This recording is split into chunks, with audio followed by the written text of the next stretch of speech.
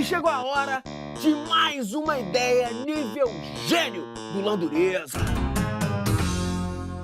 O Brasileirão de Futebol não é por pontos corridos?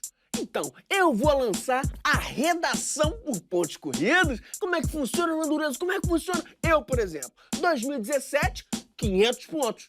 2018, 500 pontos. Quanto? 500 pontos. Hã? 200 Desembucha. pontos, tá? 200 pontos.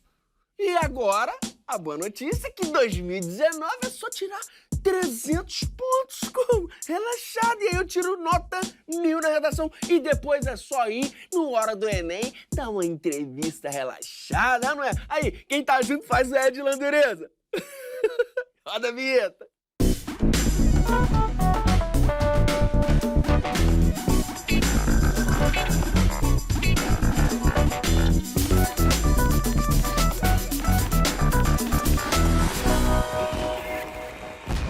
Hora do Enem já tá no ar e hoje é dia de redação. A gente vai bater um papo com ele, que vem de Imperatriz, no Maranhão, e tirou nota 1000. Então, chega mais, David Klisman. Tudo bem? Tudo. Seja bem-vindo, um prazer ter você aqui, viu? O prazer é meu.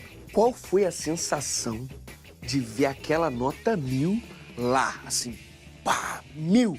Eu congelei. Eu fiquei uns 5 minutos parada, assim, congelada, estática. Porque eu não estava acreditando. Eu olhei, cheguei a olhar no dia que eu vi a nota, umas 7, 8 vezes eu entrei no site para olhar meu nome, meu CPF, meu RG, porque eu não estava acreditando que era eu. E a ficha já caiu? A ficha caiu quando eu estava na minha calorada. Porque o resultado saiu, o quê? Dia 18 de janeiro. Sim. Só que a aprovação só veio no final de janeiro, lá pro dia 31. A calorada já veio em março, então...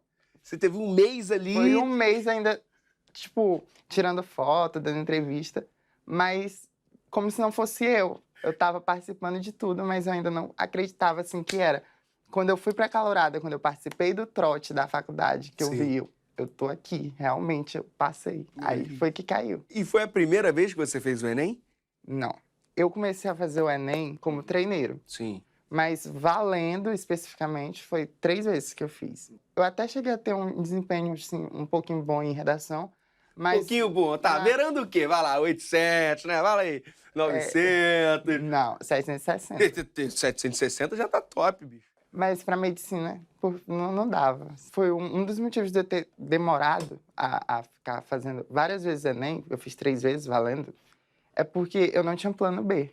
Eu queria medicina. E é isso. Então, eu tava estudando pra medicina. Você passou em que lugar em medicina? Primeiro. Redação 1000.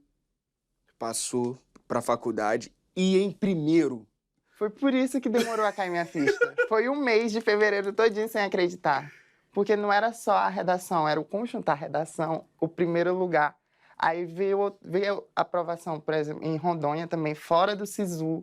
Então, era um conjunto, então, por isso que demorou a cair a ficha. Tem dia que eu tô na UFMA, tendo aula, e eu fico pensando assim, meu Deus, eu fico olhando assim na janela, eu tô aqui dentro, porque ainda tenho esse baque, assim. Ainda tem isso? A ficha caiu, mas não por completo. Né? Ainda tenho esse baque, assim, de ter umas reflexões, assim, na hora de aula.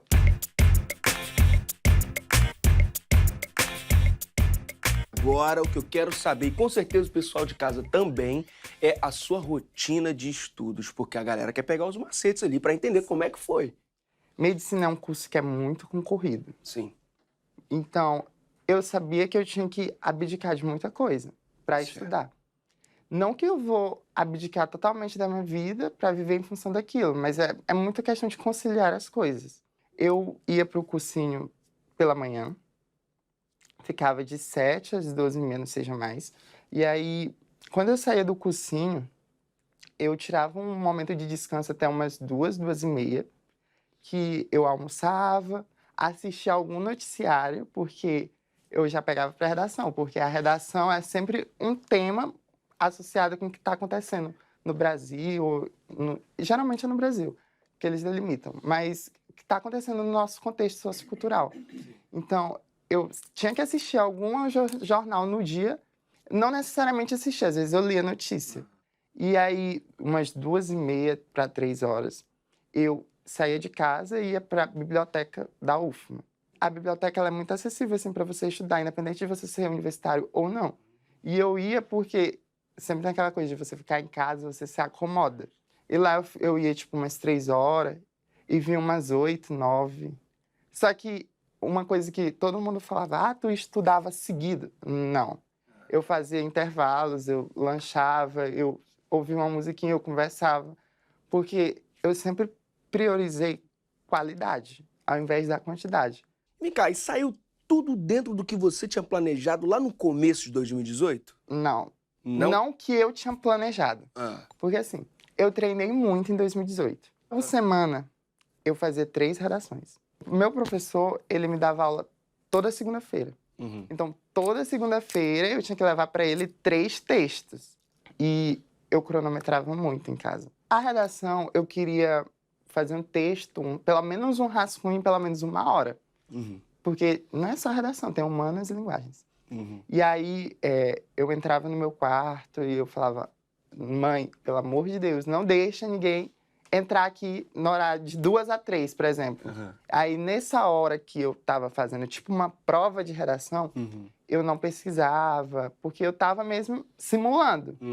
Minhas pesquisas para texto, eu fazia quando eu estava estudando outras áreas de conhecimento. Entendi. Mas vem cá, você falou que não saiu tudo como você planejou. O que deu errado aí no meio do caminho? Quando eu falo que não saiu tudo como eu planejei, é porque, como eu treinei muito simulado ano passado, tipo, eu tinha muita dificuldade em organizar o meu tempo. Então, se eu pegar de todos os simulados que eu fiz ano passado, eu acho que eu consigo contar nos dedos os simulados que eu consegui ler a prova toda. Porque eu me enrolava no tempo e não conseguia, por exemplo, ler todas as questões e tinha que chutar alguma coisa. E eu particularmente, eu me sinto mal quando eu tenho que chutar uma coisa, não porque eu não sei, mas porque eu não cheguei nem a ler aquela questão, porque eu me enrolei com o tempo. Em todos esses simulados que eu fiz, eu não consegui organizar o tempo. E não é nem eu conseguir organizar o tempo. Então, eu não planejei, mas deu tudo certo. É isso aí. E teve aquele professor que, assim, ele foi realmente crucial, que merece até você falar assim, eu vou falar o nome dessa pessoa, assim, por isso. O Julião, que foi o que me orientou com relação à estrutura de texto, a montar.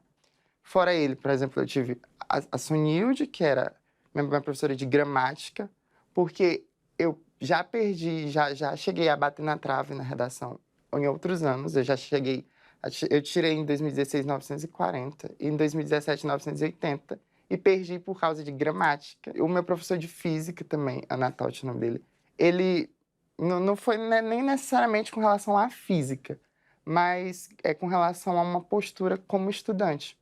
Ele internalizou na minha cabeça a questão de não ficar apenas estudando conteúdo, porque eu tinha um hábito de ler muito. Eu lia muita teoria. Só que eu falhava em prática. E ele falou, você tem que fazer muita questão, você tem que fazer muito exercício. Porque conteúdo tu já tá assimilando muito, tu já tá trazendo uma bagagem de outros anos. Mas tu precisa aplicar. Chegou a hora da gente dar uma olhada na sua redação. Bora lá? Bora.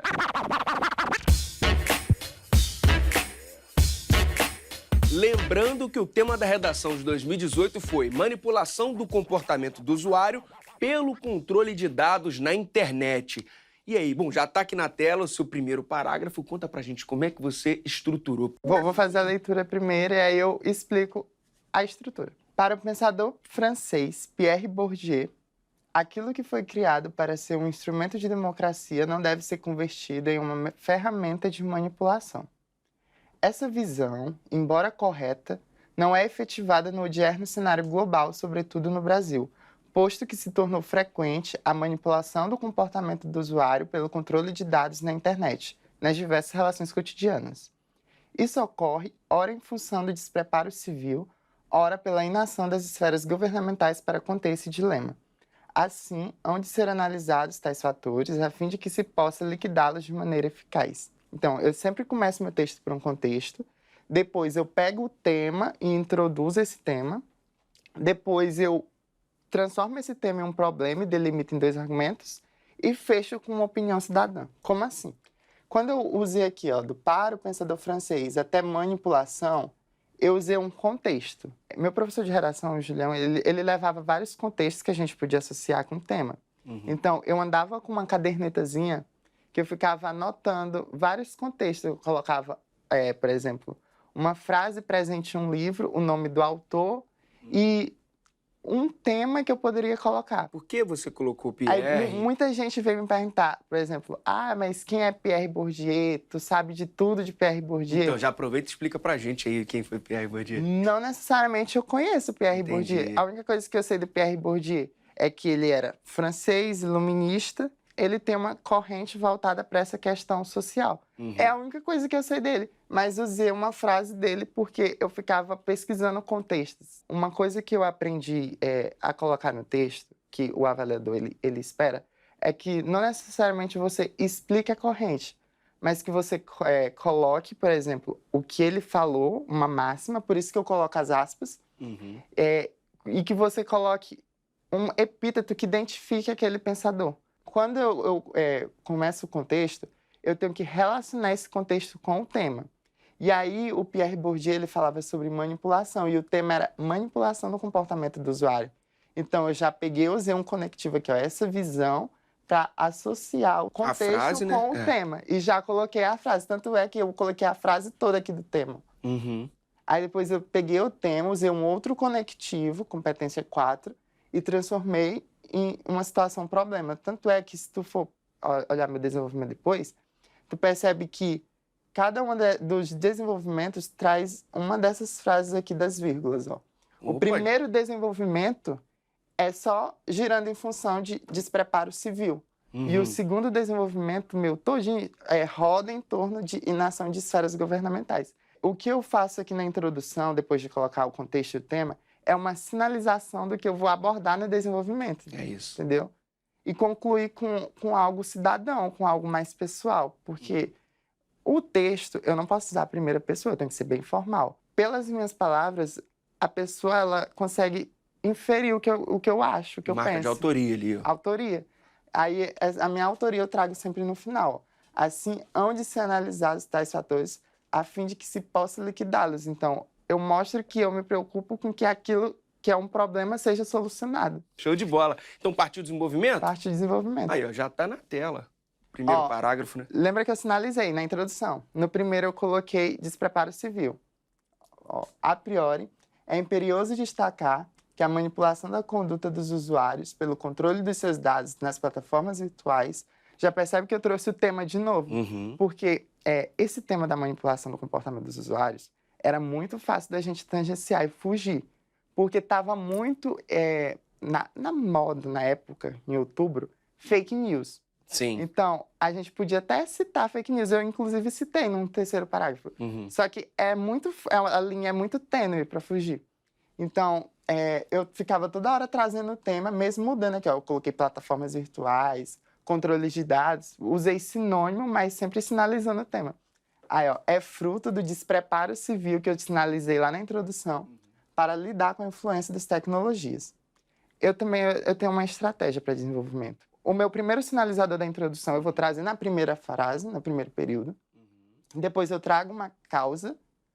Depois eu trago uma evidência que justifique essa causa. E fecho com uma opinião cidadã de novo, que é o que me dá autoria. Isso porque já sinaliza que eu vou trazer uma justificativa, uma causa. Isso porque, mediante a ausência de uma orientação adequada, os indivíduos são expostos cotidianamente a conteúdos selecionados por algoritmos, que direcionam os materiais segundo os gostos pessoais. Estou trazendo uma causa para o despreparo civil. Esse panorama se evidencia, vou trazer uma justificativa para a causa do despreparo. Por exemplo, quando se observa a elaboração superficial de um ranking diário de informações, toda palavra estrangeira tem que estar entre aspas, é por isso que eu coloquei ranking. Outra dica boa. Por mais que seja muito popularizado, tem que estar entre aspas. De um ranking diário de informações em plataformas digitais como o Twitter. A coletânea, ela trazia uma informação sobre o Twitter. Só que aí entra a competência 2, você tem que saber interpretar os textos motivadores. Eu peguei o Twitter da coletânea. Vou usar o Twitter para justificar aqui agora. E todo mundo usa Twitter, então. O tempo inteiro, né? Tá fresco na mente de quem tá avaliando também. Aí, ó, E nisso, a gente já entra a competência 4, porque tu já coloca conectivos para explicar isso, porque esse panorama se evidencia já é um conectivo para trazer uma justificativa, e aqui o logo para fechar. Logo é substancial a alteração desse quadro, que vai de encontro, esse choque, à possibilidade de escolha inerente ao homem. Ou seja, é substancial, é preciso mudar esse quadro. Então, já sinalizei de novo, só que com palavras formais, que eu Autoria. acho que precisa mudar aquilo. É isso aí. Então já vamos de quebra pro segundo desenvolvimento. Bora lá. Outro sim, que é tipo da mesma forma, é imperativo pontuar que a manipulação dos atos de usuários na internet, sinalizei o tema de novo, Eu vi. devido ao controle de dados desse público, deriva ainda da baixa atuação dos setores governamentais. Aí eu coloquei lá na introdução, sinalizei A segunda sinalização, a segunda né? sinalização. As baixas atuações dos setores governamentais, só que lá eu usei inação. Baixa atuação e inação sinônimo. No que concerne a criação de mecanismos que coíbam tais recorrências. Aqui só foi retomando a sinalização. Sim. Vou agora botar a causa. Isso se torna mais claro, por exemplo, ao se observar o recente cenário das eleições ocorridas em países da América Latina, como Colômbia, México e Brasil, que as eleições foram em outubro, em que a difusão desordenada de informações equivocadas, sem efetivas intervenções do Estado, induziram o comportamento do eleitor. Eu mesclei a causa e a justificativa. Isso eu já comecei a arriscar isso de mesclar já depois de treinar muito, mas no Entendi. começo eu fazia bem separadinho. Ora, se um governo se omite diante de uma questão tão importante, entende-se assim o porquê da sua continuação. Aqui eu estava falando do problema. Tipo, se o governo é omisso, o problema continua. Então eu já meio que usei uma autoria de Mais novo uma com vez. palavras formais. Foi bem uma criticazinha. Desse modo, faz-se mistério, ou seja, necessário, a reformulação dessa postura estatal de forma urgente. Usei a autoria de novo.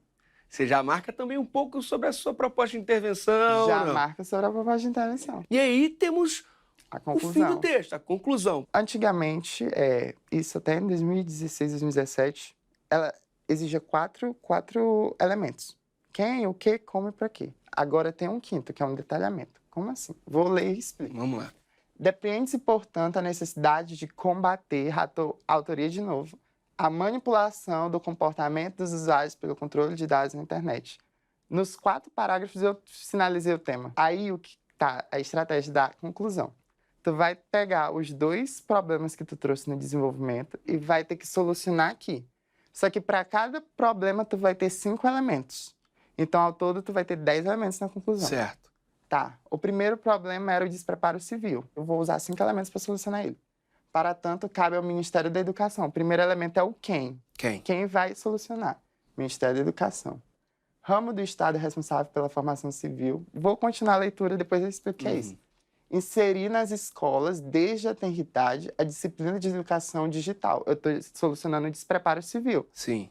Inserir nas escolas é uma ação. O que ele vai fazer? Segundo elemento.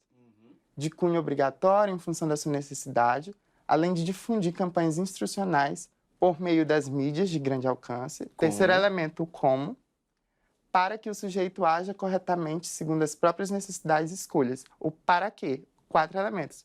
Falta um, que foi a mudança que houve. Esse elemento que foi introduzido é um detalhamento de um desses outros. Sim. Quem eu detalhei aqui? Os 4 elementos antes, não era quem, o que, como e para quê? Eu detalhei o quem. Quando eu coloquei Ministério da Educação, eu coloquei ramo do Estado responsável pela formação civil. Esse é o 5º elemento. Então, já solucionei o primeiro problema. O segundo é a inação do governo. Isso. Ademais, o governo central, quem deve impor sanções a empresas. Impor sanções é uma ação. O quê? Em especial as virtuais, que criam perfis de usuários para influenciar suas condutas. Eu estou falando de qualquer empresa? Não, estou falando de empresas que criam os perfis de usuários para influenciar suas condutas. Detalhei a ação, então já é o meu detalhamento. Então eu não preciso necessariamente detalhar o quem, eu posso detalhar qualquer um dos outros 4. Qualquer um dos 4. Por via da instauração de secretarias, ou por via o como, 4º elemento, planejados para atuação no ambiente digital, uma vez que tais plataformas padecem de fiscalizações efetivas, com o fito é com o objetivo, é um sinônimo. O 5º elemento, finalidade, de minorar o controle de comportamentos por particulares. Aí já usei os 10 elementos, solucionei os 10 problemas. Já tá tudo aí. Vou fechar com uma opinião. Quiçá assim, é tipo, talvez assim, quiçá assim, tal hiato é problema, mesmo com esse problema. Reverter-se-á, tipo, vai ser solucionado, só que eu não vou colocar vai ser solucionado, vai ser revertido. Reverter-se-á, só pra dar aquela impressãozinha de aquela coisa chique. Quiçá assim, tal hiato reverter-se-á, sobretudo na perspectiva tupiniquim. Tupiniquim é um sinônimo de Brasil. Então, quando eu falo perspectiva tupiniquim, eu não quero usar a perspectiva brasileira, porque eu já usei termos brasileiros em outras partes do texto. Então, é uma outra dica que eu deixo, pesquisar sinônimos. Eu estava todo o tempo estudando sinônimos, porque para não ficar fazendo repetições, fazendo jus, deveras, aquilo que for apregoado pelo pensador francês Bourdieu. Outra mudança que houve. A competência 2 do Enem, ela vai avaliar se você compreendeu o tema e se você sabe associar e relacionar áreas do conhecimento. E entra nisso bem aqui. Quando eu coloco aquilo que for apregoado pelo pensador francês Bourdieu, eu estou fazendo uma retomada do contexto que eu usei lá na introdução. No primeiro parágrafo. E essa retomada agora tem que ser feita, porque ela conta na avaliação da segunda competência. E aí foi uma mudança que houve. Então, tem que lembrar de fazer essa retomada. E aí fecha o texto redondinho. E aí tu percebe que eu só coloquei a nacionalidade como explicação do Bourdieu? Sim, a nacionalidade e o sobrenome ali, né? Coloquei alguma coisa do Bourdieu? Não, só a nacionalidade, bem que é o francês. E já coloquei só Bourdieu, porque lá na introdução eu coloquei Pierre Bourdieu. Já tinha explicado tudo lá em cima também, né? Já tinha falado. Essa é a minha estrutura. Tipo, introdução, contexto, tema, sinalização, 2 sinalizações, fecha com opinião. Desenvolvimento, os 2 é o mesmo esquema. Traz os sinalizadores, traz uma causa, traz uma justificativa, fecha com uma opinião autoral. Desenvolvimento, traz os sinalizadores e pensa eles dentro dos 5 elementos. Quem, o que, como, para quê. E um detalhamento de um desses. O detalhamento mais ágil para fazer é o do quem. Porque se você está usando, por exemplo, um órgão para solucionar, você sabe a função daquele órgão. Então, só colocou a função já serve como detalhamento. Já detalhou. E aí fecha com uma opinião. E aí fecha retomando um contexto.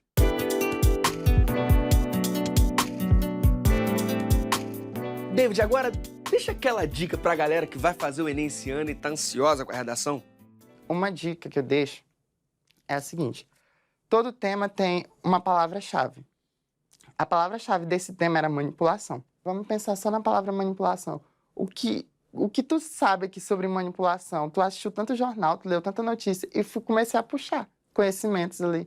Fiz uma chuva de ideias, filtrei e assim fluiu o texto. Você sempre sabe alguma coisa sobre o tema. Se você tem uma prática de leitura, se você tem uma prática de assistir noticiário. Outra dica que eu deixo é, no Enem, a gente sempre faz uma língua estrangeira, inglês ou espanhol. Eu não sou fluente nem em inglês nem em espanhol. Tipo, tem uma basezinha aqui e lá, mas não me considero fluente. Eu fiz o Enem em espanhol ano passado e eu assistia jornal em espanhol, por exemplo. Entendia tudo? Não. Mas eu matava 2 coelhos com a cajadada só. Pegava informações de fontes internacionais, o que dá aquela validação bem grande. Sim. E, além disso, eu adquiria vocabulário para a prova de língua estrangeira. Futuro doutor David Klinsmann, muito obrigado pelo bate-papo. Obrigado, Parabéns mesmo. Foi uma honra aqui. Vale lembrar que se você perdeu algum programa, basta ir em tvescola.org.br e clicar em programas ou no youtube.com/tvescola. Aproveita e se inscreve no canal. Até a próxima!